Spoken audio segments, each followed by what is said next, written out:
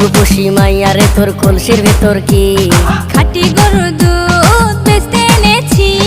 দে না একটু খাই, দামটা আগে চাই, আর দে না একটু খাই। দামটা আগে চাই। তোদের মতো ভিড় খাওয়াদের চেনে রেখেছি।